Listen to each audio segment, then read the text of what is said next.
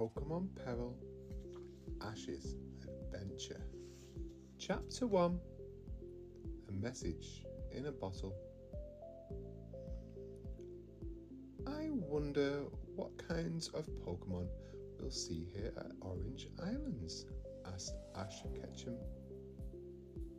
I bet we find rare Pokémon that no one has ever seen before. You've already met some amazing new Pokémon, said his friend Misty. Well, I can't believe we're riding on a Lapras right now. Ash smiled and patted her on the head. Well, we are on a giant water-type Pokémon, and, well, it is pretty cool, said Brock. We had befriended the Lapras, and the friendly creature had agreed to travel with Ash and his friends. Besides Ash and Misty, Lapras carried 3 other passengers: Pikachu, Ash's electric-type Pokémon, Togepi, a baby Pokémon that Misty brought with her everywhere, and Tracy, a Pokémon's watcher. Ash had been to many places and had many adventures since he began catching and training Pokémon on his 10th birthday, but travelling around the Orange Islands was turning to be the most interesting of yet, and, well, the most exciting, of course. It started as a favour to his friend, Professor Oak. Ash had travelled to the islands to see Professor Ivy, and she gave him a GS ball, a mysterious Pokeball Professor Oak wanted to study. Then his good friend Brock had decided to stay with Professor Ivy and help her with her research. Ash was set to leave Brock, but he soon met Tracy and found the Lapras, and he didn't know what was going to be happening next. I certainly hope we find some Pokémon on this journey, Tracy said. It's always exciting to study something new. As he spoke, Tracy sketched on the pad. The tall boy was just a few years older than Ash. He always wore shorts and athletic shoes, so he could easily keep up with any new Pokémon he found. He always sketched what he saw, and Ash peered over the shoulder, and Tracy was sketching the Lapras. The drawing was good of likeness of the Pokémon, with a long neck, 4 strong flippers, and a hard shell on its back.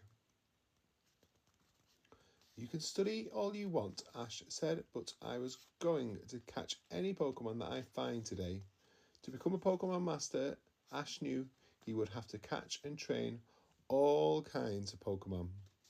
Misty just rolled her eyes. Oh, Ash, don't you ever think about anything but catching Pokémon, she complained. Sure, Ash replied. Sometimes I think about training Pokémon too.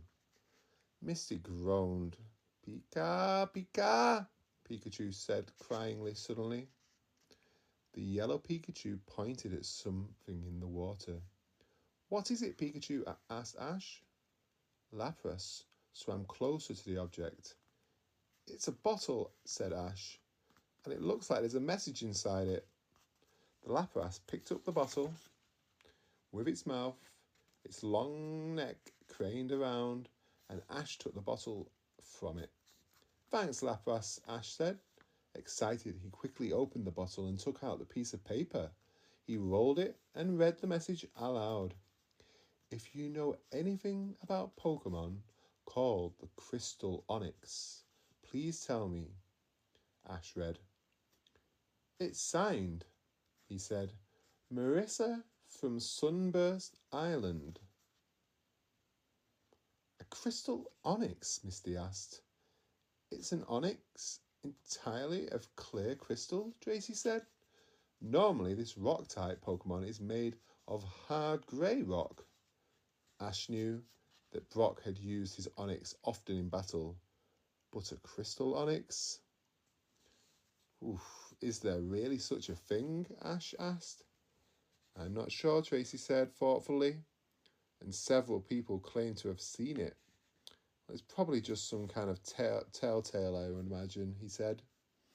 Well, I'd be sure to like to see a crystal onyx anyway. How about you, Pikachu? And Pikachu nodded. La, says Lapras, who let out a low cry. Ash looked up, and a small island juttled out of the water up ahead. That's Sunburst Island, Tracy said. So whoever sent the message lives there on Sunburst Island. Misty pointed out that Ash didn't even have to think twice. He was looking for the opportunity to find new Pokemon, and one had fallen right onto his lap, or should we say, had floated. Next stop, Sunburst Island, Ash cried. Let's go find the Crystal Onyx. End of chapter 1.